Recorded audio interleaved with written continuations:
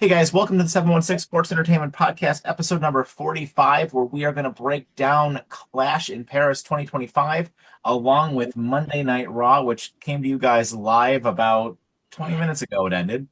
So let's kick it right off. As always, I'm Mike with 716 Sports Entertainment, joined by Mr. Sean O'Neill, Mr. T. Reese, and fellas, how did we feel about Clash in Paris 2025 overall as a show? It was so. It's kind of average. I mean, other than the last match, it was just average. What the heck is going on now? The match itself, or the event itself, was good. The wrestling was good, but unfortunately, it was a really predictable event. That's why there was. I mean, it was tough to tell because, like, when we were doing our predictions, it's why I made a random prediction of Logan Paul winning, just to try to gain some ground, because we picked the same on pretty much everything. It was good wrestling, but overly predictable. Yeah, I would agree.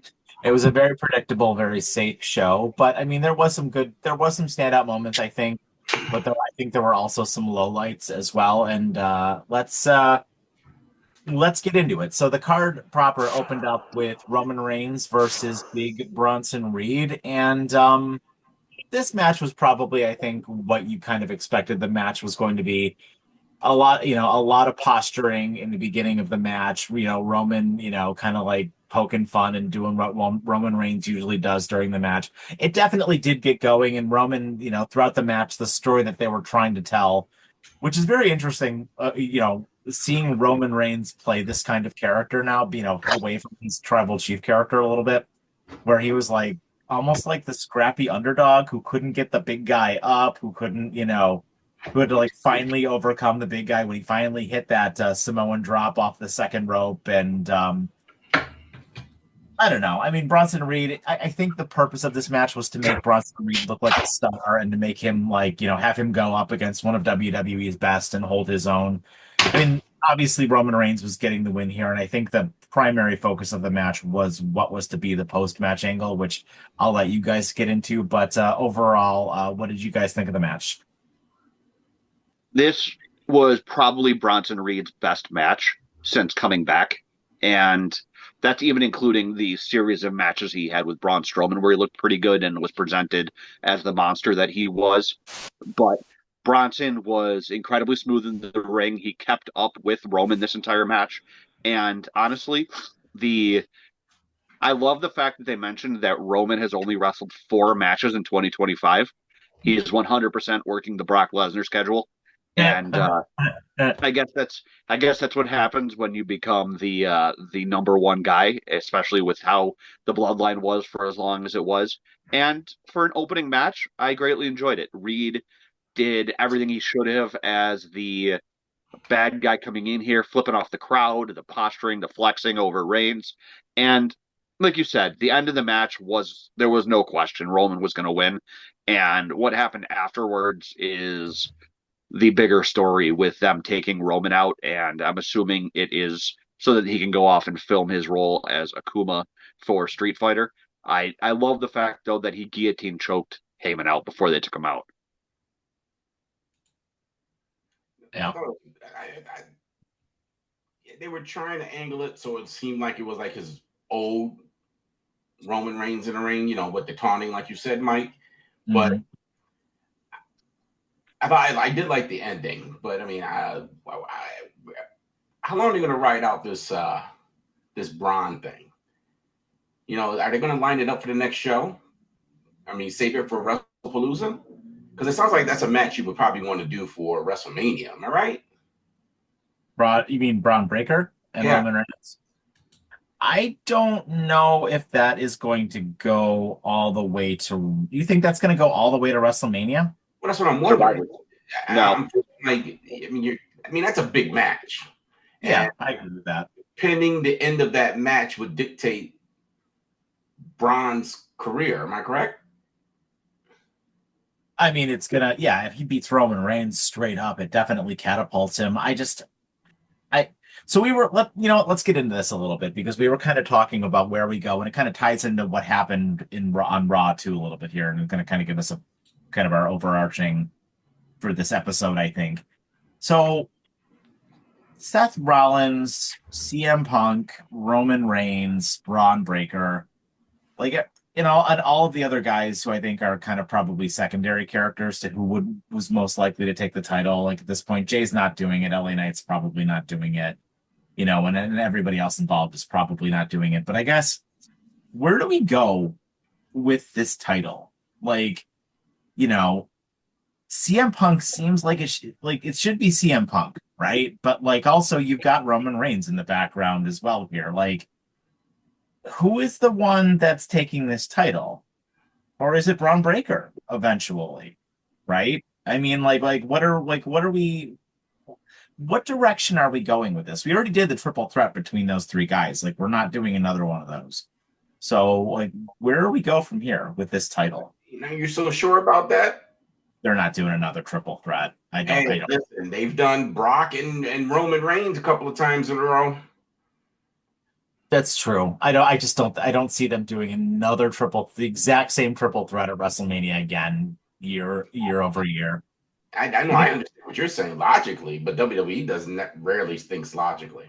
That's true. They pretty much whatever money is going to get, whatever is going to put people in the seats to pay is what they're going to do. And I really think I wouldn't not say that they're not going to try and line up another triple threat match. Because you got what, 1, 2, how many storylines going into this now? Different people involved? That was like 7. So, I mean, you have to. I don't think you have any other choice. I don't know how you're going to narrow it down to just 2 people. It's going to end up being Punk and Seth, and Braun and Heyman are going to cost Seth the title. And Braun and Heyman are going to split off from Seth. When? Probably at Mania. So what do you do with Roman? I'm sure that there's another match we can figure out before then. I don't know about that. I don't know how you don't have Roman involved. You have Braun versus Roman at Mania earlier in the night. Yeah, but I just don't see how he's not going to be involved in that title match. I'd be almost a whole year. I'd be not involved in title matches, and I just find that hard to believe. Well, how long is he going to be written off TV here? I mean, we don't know how long he's going to be gone filming for Street Fighter. He'll be back. So he might be for like a month, I bet. Yeah, a month and a half. I don't think we see Roman at WrestlePalooza. No, I agree with that. No. I bet you probably don't see Roman until November, I bet. I don't know. The big show in Australia, you might see Roman at. Maybe. Possibly. Because it's one of the big shows. Maybe not. Maybe you don't need him there, right? I mean, Cody's got to come back soon. Like you have to have your proper big champion there at wrestling at some point. So right now, Cody is supposed to be back for WrestlePalooza and face Drew at WrestlePalooza. Okay, but I mean, I don't know. I don't know what direction WWE is going to go here because they have so many this storyline that I don't know. Maybe they put themselves in the corner. They're just going to iron it out and see where it goes. I think they're going to go week to week. If you ask me, it seems like that's what they're doing. They're kind of just every couple of weeks, kind of adding something else to it. I don't think there's a long-term plan because with all these stories. I mean, don't forget about what's his name's out too. He should be back. Gunther. Don't forget about him. Yeah, I'm still of the mind he's going to be the one to retire Cena. But I mean, to your point, like, what do you do after that? So yeah, you're right though. He's another one. I think in the Cena thing either. You don't think so? So, no, actually, no. You know what? Let me hang on. Let me stop you for a second, Sean. Gunther's path is laid out. Gunther is going to. You're going to do Cena and Brock.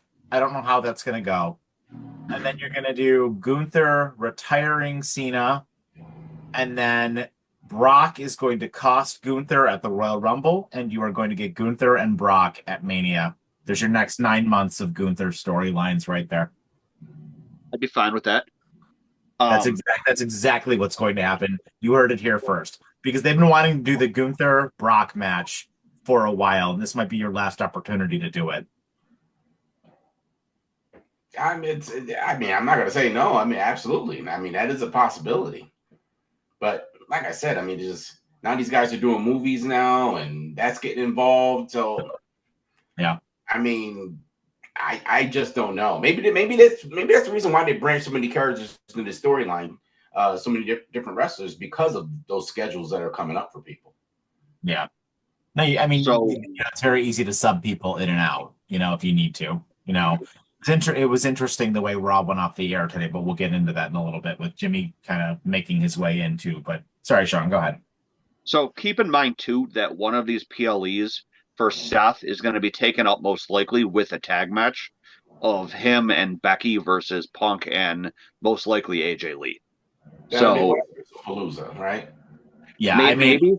No, yeah, I mean, after the way things went down on Raw today, AJ Lee is like 100% probably coming back on Friday, to be completely honest with you. I mean, so, just to recap, because I know we're kind of all over the place here, but we're kind of just talking about this overall storyline here. Right, but there was a statement by Big E at the end of the show, if you heard him reference AJ Lee, Yeah. saying that he has a girlfriend that can kick ass too. Yeah. Well, and then, on Raw today as well, right? So, Punk goes to the ring towards the end of the show, calls out Seth, Becky comes out, surprise, obviously, we'll talk about the main event here in a little bit, but Becky comes out, Becky gets in his face, and they have a really good verbal exchange between the two of them. And Punk is basically like, yeah, I don't really care about you and your bullshit. I want your husband because he's a weasel and all of this other stuff. And then, Becky starts slapping him around a little bit and, kind of gets in his face. And he basically kind of pushes past her. And she's like, insulting him as he's making his way up the ramp towards where Seth was. So, I mean, it is almost a certainty, right? Because then backstage, Punk is with Pierce and, he's like, I want Seth and I want him now. And he's like, well, I want him, I'll be at SmackDown. And he's like, where is SmackDown going to be? And he's like, it's going to be in your hometown of Chicago. So, I mean, it's set up perfectly for her to come back in the main event of SmackDown this Friday. Mm-hmm. I can see him in a match with Bronson Reed, and that's where she's going to get involved in the match. I think Becky's going to jump in. I don't think Seth's going to wrestle him. I think it's going to be Bronson Reed. He's going to wrestle him in the ring. Seth's going to be outside the ring. Becky's going to be involved outside the ring, and then she's going to somehow jump in the ring and get involved, and that's when AJ Lee comes out. You probably see her. You probably see maybe even Jay, and maybe even LA Knight. It's all going to all circle back around again. Yeah, and this is like, and it's like you have so many options for your storylines for the rest of the year for all of your PLEs surrounding that world champion. That's why we said what we said last time. Like that world heavyweight title has so much more going for it than Cody's title does right now. So much more going for it. So many more storylines. It's so much more interesting, frankly. And it sucks that Cody hasn't been around. And like, at the same time, it's just going to be. I don't really find Cody versus Drew to be very interesting. So I mean, we'll see. But no, I agree. I don't know. It doesn't really do anything for me, but it's because it's predictable. Well, yeah, it is predictable. And at the same time, that whole Cena title reign, frankly, has really tainted that title for me a little bit. It kind of it slowed everything down. So you're just kind of like, ugh, who cares about the title now? That title's not going to be interesting again until Cody and Randy feud. Yep. Yeah. And I mean, you could be right. I mean, that could be very well be the WrestleMania match.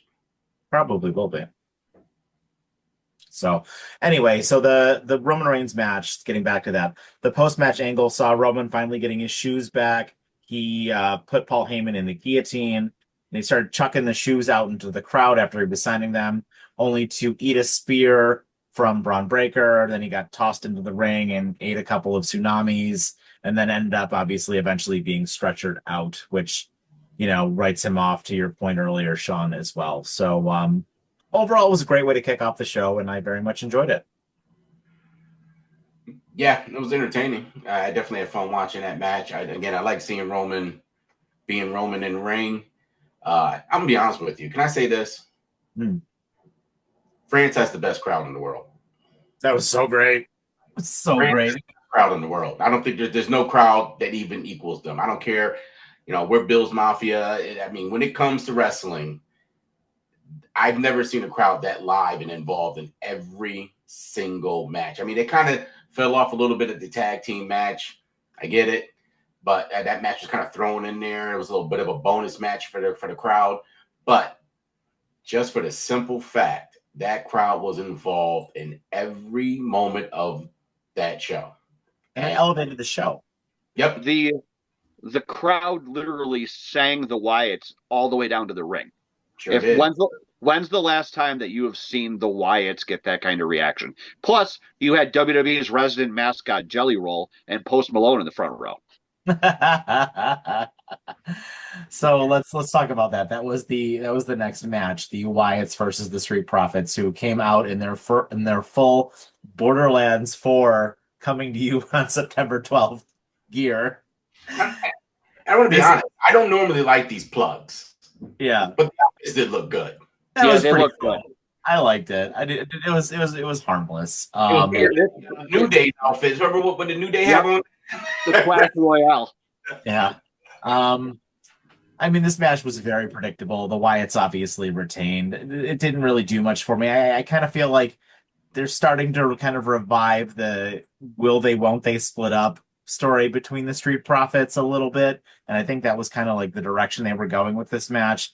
Obviously, all the Wyatts got involved, and that was obviously what caused the finish to this match. But I don't know. Are they actually going to break the Street Profits up? But, like, what do you guys think? I'll be honest with you. It seems like to me they're trying to kill off the tag team division.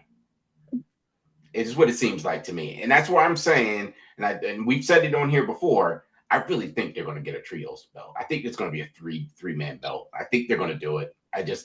It makes no sense to even do these tag belts if you're not even really interested in them. And they're literally WWE's telling us we are not interested in tag team belts. To your point there, Michael Cole during Raw today made a slip up when introducing the Penta and War Raiders versus New Day and Grayson Waller, and said it was for the trios title. So I don't know if that was a mental slip up or what that was, but he 100% made mention of a trios title. The problem I have with them breaking up the Street Profits is that does nothing except lead to Angelo Dawkins being future endeavored, because Montez Ford, outside of the tag match yesterday where he botched a couple times, which is unusual of him, is 100% the star of that group. And they break them up. That leaves Angelo Dawkins with nowhere to go and going the same route of Otis and Tucker being out of the company within 2 months. Well, I mean, I will say that Angelo Dawkins he's more of a company guy though than Tucker was. Tucker was a douchebag about to everybody. Right. But my point is that he is the lesser of the two, and if you break them up, I don't know that there's a spot for him. Well, I think they're going to put. I think he's going to join the Wyatts. Angelo Dawkins.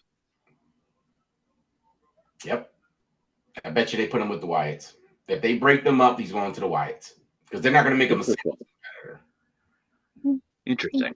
Or maybe he's a Seth guy. That'd be cool. That would be really cool. Yeah, that would be interesting. They're gonna get one more guy probably before November. And I would think him with Seth and him targeting Montez. Well, and it's a great way to get them tag team titles too, right? Like they could have those guys go in and beat him and Bronson Reed could beat the Wyatts. Yep, I can see it because they got to have belts.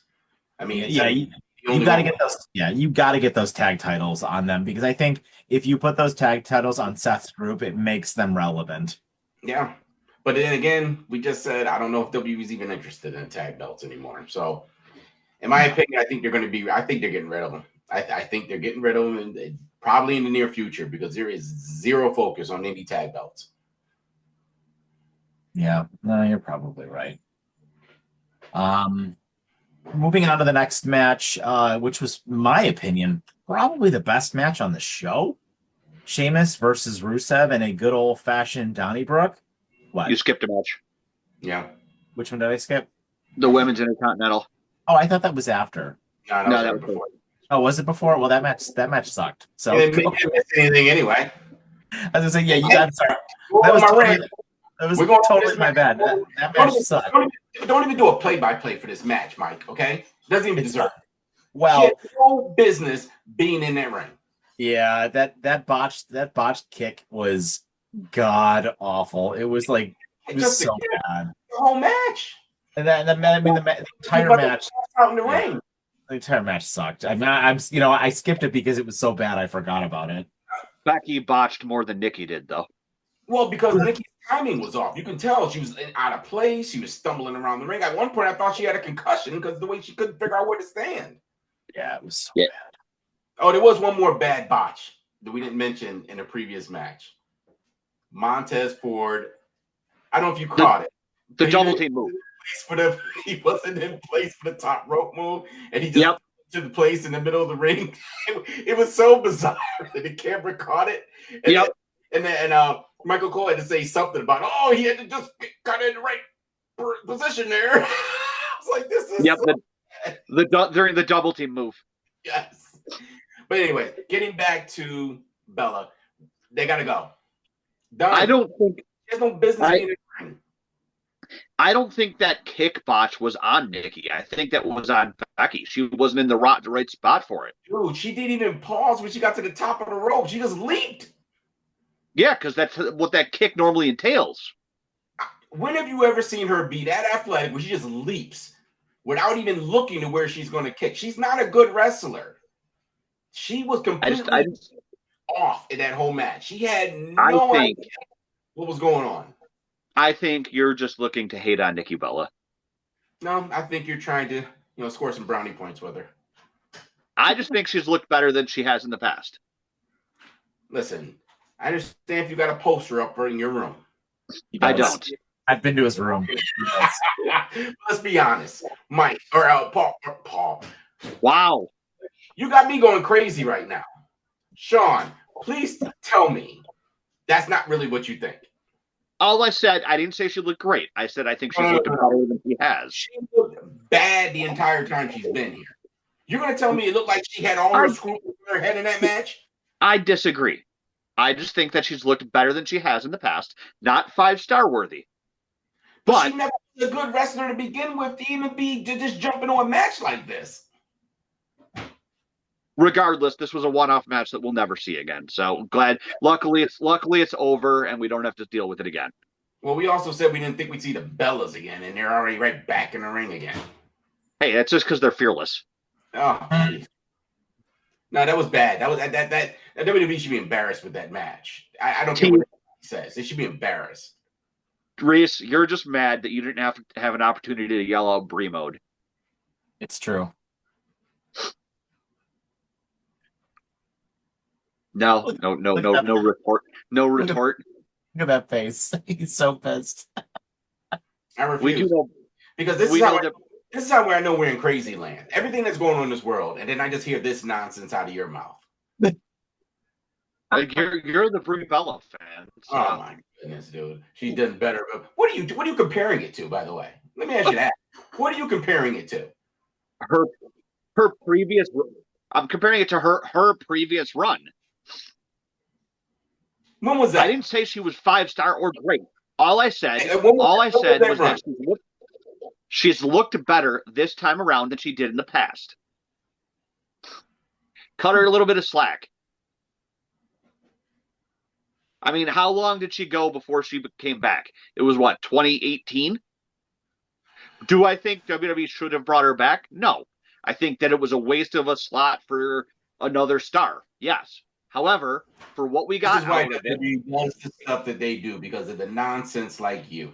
Nonsense like you. Are you listening to what I'm saying? I said everyone's going to give it a benefit of the doubt. Are you listening to the words that are coming out of my mouth? I said this could have been nonsense coming out of your mouth. Nobody's listening to the words that are coming out of your mouth. This could have been a slot for this. 100% could have been a slot for somebody else.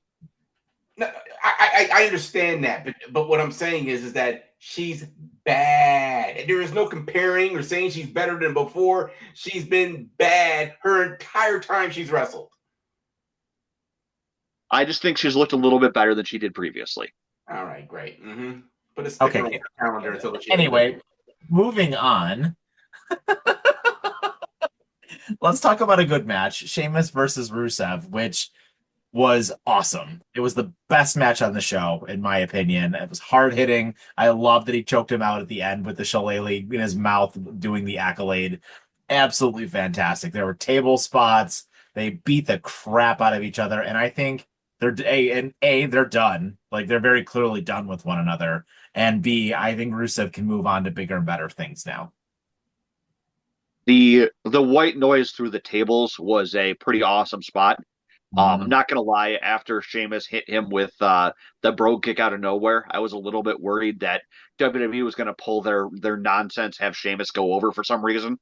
And I'm incredibly happy that they did the smart thing and had Rusev win with that awesome-looking accolade. I mean, the fact that he choked him out and flipped him onto his back to put the accolade in so he couldn't escape was a pretty awesome sight. Mm-hmm. Yeah, I mean, considering the show and what match was right before it, I mean, I would expect this match to be much better than what we just watched. But it was a fun match. I mean, but okay, another brawler with these two. I'm good. Hey, as long as it means an end to this feud, I am okay with it. That, Sean, I can agree with you on. I'm still not going to be like Sean, but I can agree with you.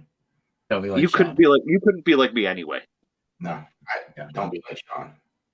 All of our you do not have as nice of a hair as I do, so listen. Please don't be like Sean. Nobody. Moving on, the next match was the long-awaited John Cena versus Logan Paul. This match was fine. I mean, it was what it was going to be. I know we all hate on Logan Paul like a lot, but dude carried this match and he really covered up for a lot of Cena's inadequacies, I think.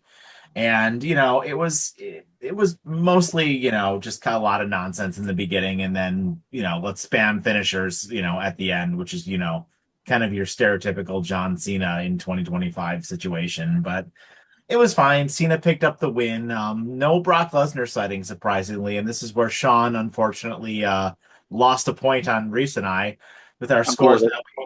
38 me, 37 Reese, 35 for Sean. So, you know. if don't be like Sean. or have some balls and make a pick. I mean, I'm sorry that I didn't go along with the exact same one like everybody else did for every single thing. I'm sorry that I took a chance. Nobody's going to make up any ground if we make the exact same picks every single show. So I still have 5 months to catch up and beat both you guys like the redheaded stepchildren you are. Technically, you have more than that. You have until WrestleMania. So I have no worry. I have no concern that Sean. You seem very angry. I don't have any anger in me. That's what medicine's for. What'd you guys think of the match? That stalling suplex from Logan Paul, I didn't realize that he had the strength that he did. Like, normally he comes across as just like a speedy high flyer. That was a Goldberg-esque stalling suplex. Like old school Goldberg-esque. Cena pulling out the Styles Clash was a nice little homage to probably one of his best feuds ever. And the Canadian Destroyer out of nowhere. And I mean, it took 4 AAs to beat Logan Paul. So that definitely made Paul look strong. And I think my biggest surprise was that no Bork during or after the match. I really thought that Brock would show up. Yeah, they definitely put on a good match. I mean, it was good to see Cena do some things you haven't seen him do in the ring before, which it seems to be what his whole MO's been since his whole farewell tours, that he's doing a little something different in the ring. And if you want to give credit to someone who, at this point in his career, obviously we all have said that he's aged. I thought, I mean, for his age and, hasn't really wrestled very often, over the last several years, I thought he looked pretty good. Yeah, I thought he looked pretty good. I thought him moving around the ring, he moved better than I've seen him move in previous matches. In this match, he's finally getting his legs underneath him, and I think his timing's picking up right now. But I thought it was a fun match. I had a good time watching it. I don't think there was a single botch in this match. Mm-mm. Oh no, there was one. Was there? When Cena initially was trying to get him up on the ropes? The second time he tried to do an AA off of the ropes. Oh yeah. He couldn't get his footing. He kept kind of stumbling, and you can see Paul kind of see him get a little wobbly, so he kind of pulled out of it. But yeah, I mean that was the only botch. But I mean that's nothing. I do think this was probably Cena's best match yet. And you can tell with every match that he does going into his final ones, he's definitely finding his footing, like you said. Mm-hmm. I think in his last match, he's going to pull out all the ropes. I mean, all the stops. I think he's going to do all kinds of craziness in the ring, stuff that he don't normally see him do, and things he probably wanted to do and just never did. Well, I think it depends on the match, not the one with Brock. The one with Brock is going to be finisher spamming. Yeah. All right, moving on. Moving on to the main event, which was our fatal four-way for the World Heavyweight Championship between champion Seth Rollins, LA Knight, CM Punk, and main event Jey Uso. I don't really know what more to say about this match. I mean, obviously, this one again was, we talked about it pretty much at length or at the start of the show, but the surprise here being that the man was, in fact, the fourth man of the group, that being Becky Lynch, as we talked about at the start of the show. The match itself was fine. I mean, it got some time to breathe, like most of the matches on this show. Got a good 20 minutes. Everybody got a chance to shine. Everybody got a chance to kind of hit their big finisher, on to most of them onto Seth. And I mean, it was fine. There's no doubt that Seth was going to retain here. And it was just really kind of a matter of how, I think. But I think everybody looked good. And I don't think anybody came out of this, looking worse than they did going into it. Everyone looked good except that table not living up to its spot and breaking. No, the match itself was a good match. Yeah, I mean, it was everything to be expected. They tried to do a Dudley Boys spot. I was kind of surprised that it was Jay that turned on everybody first. I really expected it to be LA Knight, but the match was great. And I mean, technically, does it count as the fourth man with it being Becky Lynch? I think that's the point, right? Yeah. She's very clearly in the group now, given, her interacting with Punk on Raw as well, right? So.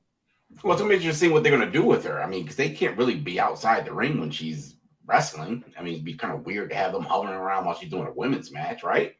So it'd be interesting to see what I don't know, the Judgment Day hung around during Rhea's matches. Did they? I mean, yeah. Well, I mean, did they really get involved though? Dom did. Liv helps, or Dom and Liv help each other quite a bit. Oh, you're right. You're same with Dom and Rhea. Yeah. Yeah, I guess so. But but these are high profile guys. I mean, you're not going to have them out there just for show, right? I mean, Rhea was high profile.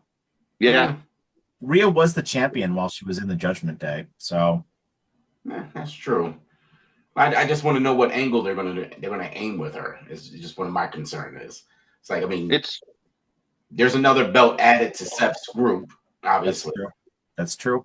So it's to bring up the opportunity for AJ Lee to come in. I think, yeah. Well, then you think just kind of let her drift off from Seth after that? Yeah, she starts getting involved in Intercontinental stuff when Bayley comes back, because we did get a mention on Raw.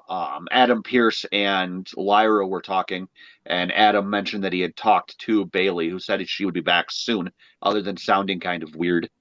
So I have a feeling that I wouldn't be surprised if Bayley came back and started going after Becky. I don't know about that anymore. If AJ Lee is going to come back, I think AJ Lee might be the one to beat her. Do you really think they put a title on AJ Lee for no reason, though? Yep. Yes, I do. I mean, it's WWE, so I guess you're right. AJ Lee's a big star. Like, she's a real big star. They'll move her right to the top of the card. I guess it depends on how long she plans on being around for. That's true. It's true. So yeah, that was Clash in Paris. Let's quickly talk about Monday Night Raw. But overall, as you guys mentioned, what were your thoughts of the show? I thought overall was a good show. I mean, it wasn't, other than the surprise at the end of it, like we said earlier. I thought everything was we called everything. Well, at least me and Mike called everything. As far as every win on this particular event, unlike certain. Where you at? Are you down there, buddy? You're down there. Wait, yeah, like I said, that's right. 3-5. Buddy. Maybe take a chance on something and don't be just generic. Oh, I have. That's the reason why I'm a point behind. Here we go. You guys will never catch up. Oh, I'll catch up. Trust me. So you're both going to be in my rear view. Other than that, it was a good show. I thought it was just okay. Nothing to scream about. Every match was pretty much, we all called it. Outside of that, we're good. I give it a 3 out of 5. I'd probably give it a 3. Yeah. So we talked at length about all of the Seth Rollins stuff, but Jay opened the show for Raw today. Quickly confronted by LA Knight talking about how he couldn't get it done. This led to the Bronze coming out, setting up what was the main event of the show. We obviously got into that as well with, that main event of the show, along with the CM Punk stuff. And the main event saw the Bronze beat Jey Uso and LA Knight, only for Big Jim to come out and make the save after Jay was getting the beat down pretty hard. Big Jim comes down to the ring with a chair, and it sounds like he is going to be along with the faces, I think, for a little while here to, just kind of keep this thing going while the mid-card, if you will, of the Vision continues to feud, while the top guys, I think, be it Punk and Roman, will feud with Seth. Yeah. I mean, it lets you have an actual tag team to go up against Braun and Bronson instead of these thrown together teams of like LA Knight and Jay. So we'll see how it goes with an actual established team. And it'll be nice to see the Usos working as a unit again. Well, unfortunately, I was not able to catch the Raw show, so I will commentate based off of what's being told to me. And it only makes sense to do that. I mean, they have to do something else with those guys, especially when you're going to have Roman gone. I don't know how much you can't keep doing the same matches with these guys and mess around with Jay and all them. They got to institute or bring something else into it. So I don't know. We'll see what happens. I mean, the scheduling stuff is what's killing these storylines right now. And unfortunately, it's kind of an annoying thing, but it comes with the business nowadays, right? Getting in the ring and wrestling WWE, everybody else comes calling. So your schedule gets kind of messed up. But I mean, you're right about the Roman thing. He's definitely on the Brock. That's on the Brock schedule. So that kills that storyline now for a while. So I guess, it makes sense. This is what you're going to have to do. Yeah, I mean, given what happened with Punk and Becky, like it makes sense that that's going to be a match at the WrestlePalooza show, right? Punk and AJ versus Becky and Seth at the WrestlePalooza show. And then who knows where they go? Maybe they do Seth and Punk 2 or 3. Would it be 3 or 4? Seth and Punk 4, right? At 4, I think. At the Australia show. Yep. I think one of the bright spots on Raw is what they're doing with Asuka. I am very, very pleased with Asuka kind of being in a very weird, abusive relationship with Kyrie and Io, just kind of slowly losing her mind, which I think is going to be, this is my prediction, I think, for what happens here, because it was kind of a narrative throughout the entire evening. Obviously, the Kabuki Warriors made short work of the Judgment Day of Raquel and Roxanne. This wasn't really the story here, where it was really more of Asuka just kind of consistently getting in people's faces, first telling, Io, look, we're going to be in your corner whether you like it or not when you have your match with Stephanie Vaquera for the title at WrestlePalooza. But then similarly, she also got in Rhea's face as well. Did you want to just quickly add anything, Reese, before you got to bounce? Yeah, I mean, unfortunately, I got to leave for this portion of the show, prior engagement. But overall, Um, I like where they're going right now with some of the storylines, but again, I can't hammer it. Just to end with the note, I can't hammer the WWE is forgetting they can care less by tag matches. I need them to focus more on those belts instead of just kind of using them as props now. Because think about it, New Day did it for WrestleMania. Now they got the Profits doing it for the Paris show. Doing promos for whoever's wants to advertise this week with them. I think it's truly a shame that they're doing that, though. But listen, I got to jump off, guys. Appreciate it. I'll see you guys on the next one. Curious. Yes, sir. So as I mentioned, I think the Asuka thing is like the best thing going right now in the women's division, and it very clearly seems to me like she's going to be the one to cost Io, and that is going to likely get Stephanie to be your next women's champion. But it's going to be very interesting to see where they go with this. So I also think that before we get Rhea, or before we get Stephanie, or damn it, before we get Io and Asuka, I think we're going to get Rhea and Asuka, with the way that they're kind of getting in each other's faces, and the way Rhea responded about "don't push me" and Asuka continued to push her. I am 100% down for an Asuka and Rhea Ripley match. That is going to be It'll be fire. It'll be fire, but the only problem is Asuka's going to lose. Yeah, or it's going to end in a DQ of some sort, which honestly I think is what the match like that should end in. And have like Io come out, like have Asuka just start beating the hell out of Rhea with like a kendo stick or something, and have Io come out to stop her. And I think a match between Io and Asuka will also be fire. It's too bad it won't be for a title, because I think that would be incredible. But I'm 100% okay with that being why Io loses the match at WrestlePalooza.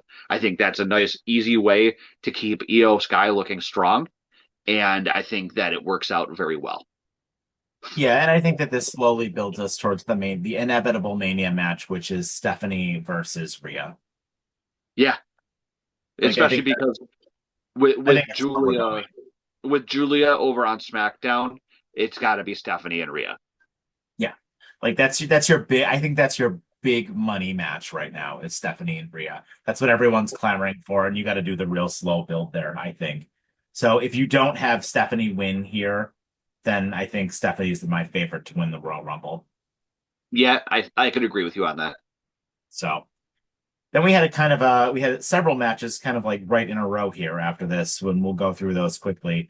Your boy Dragon Lee went back to his losing ways with Finn Balor really quickly. This match was fine. I mean, typical Judgment Day shenanigans, kind of, there wasn't much, the usual. I'm going to argue with the ref. JD McDonough allowed Finn Balor to recover from a Dragon Lee beatdown, and allowed him to hit the coup de grace for the win. The crowd was really into Finn Balor a lot in this match, and it really helped carry this one quite a bit, from just being like a throwaway match that you would see on Monday Night Raw to really making this much better than it had any business being. Balor did a real good job playing to the crowd too. Like, he was really, really probably the most I've seen him do it in quite a while. And this, like we talked about earlier in the show, this French crowd kept up their momentum from Sunday. It was huge. And we saw it later in the night too, with Styles during the commercial break. They literally sang his entrance theme the entire commercial break. And when's the last time that there's been a crowd that's been this crazy? Yeah, I mean, the Puerto Rico crowd is the only one that comes to mind. Yeah. And then next we had Penta and the War Raiders versus the New Day and Grayson Waller. Again, this was just a nothing match. I didn't honestly, I kind of checked out during this match, to be completely honest with you. I am not interested at all in this whole thing with the New Day and Grayson Waller, and I think they're wasting Penta right now, to be completely honest with you. The problem is I don't think they know what exactly to do with Penta at the moment. It's one of the reasons why when we talk about the Intercontinental title in a little while, it's kind of holding back other members of the roster here. I think Penta would be in a great spot if he were fighting for the Intercontinental title, and that I think that's where he should be. So we talked about all the other stuff on the show. So let's kind of close out with the Intercontinental Championship, because I have a lot to say about this, and I'm really friggin' tired of Dom being the champion for one thing. I'm really friggin' tired of this being like the loser joke belt that it is, because they did so much stuff over the last couple of years to make this belt awesome. The reign with Gunther, all of the other people that held the belt and really elevated it before then, this being the fighting person's belt, all of those wonderful matches that Gunther had, all of those, even the good ones that Sammy had with Braun Breaker. Like this belt is awesome, was awesome. Now it's a joke. And the El Grande Americano character is directionless. It was funny when it first came into being. Now it's dumb, directionless, and not interesting. AJ needed to win here, and maybe I'm just a little bit salty about the whole thing, but it's not interesting. Dominic is not interesting as the champion anymore. He's really not. And the El Grande Americano character is not interesting. If you wanted to do all of this stuff and the belt wasn't involved, fine. But because the belt is involved, it's really not interesting to me. Maybe it's just my opinion and maybe you feel differently, but I'd love to hear, especially let me know in the comments what you guys think. Am I like overreacting to this? But I'm just not interested in this. I'm really not. So for the most part, I agree with you. I was just thinking about it though, and honestly, the only way that I'm okay with El Grande still interfering to help Dom is if this leads to Dom winning the AAA title, and this was the play all along. Is that this has been a setup to help Dom win that title. If Dom doesn't win that AAA title, I think that they've been using El Grande and that character pointlessly, especially given the fact of whatever happened to El Grande 3 and 4. Like you introduced two more El Grandes that have now just disappeared. And you're right, AJ 100% should have won the title here, just so that way we could get into other matches and other feuds.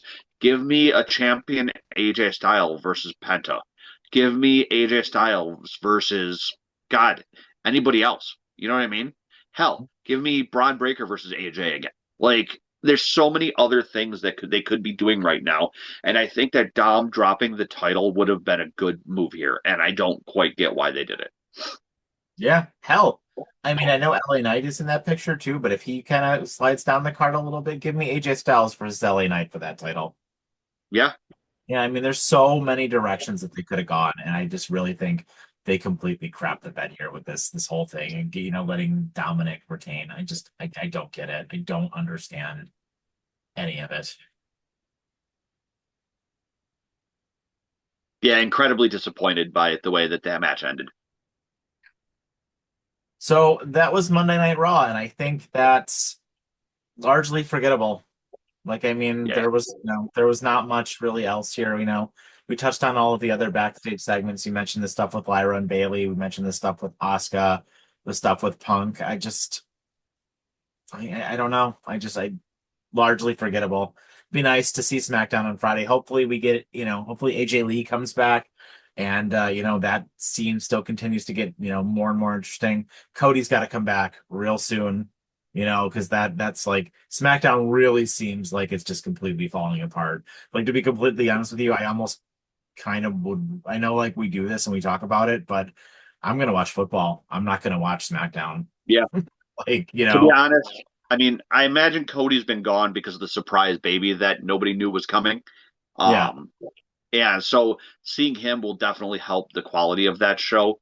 And I feel like this Raw was kind of the byproduct of them still being like in France and probably a little bit of like jet lag from everything ending with Clash in Paris and all that. So hopefully next week we'll get back to the good quality of Raw that we've been seeing lately. And I mean, Friday, Punk being on SmackDown, most likely AJ Lee, hopefully a Brock sighting will give us a good Friday show. But like you said, I'm definitely not going to watch it live. I'll be watching football too. And everyone keep your eye out because we're going to be doing football stuff this weekend. But I'll watch SmackDown after the fact. Yeah, for sure.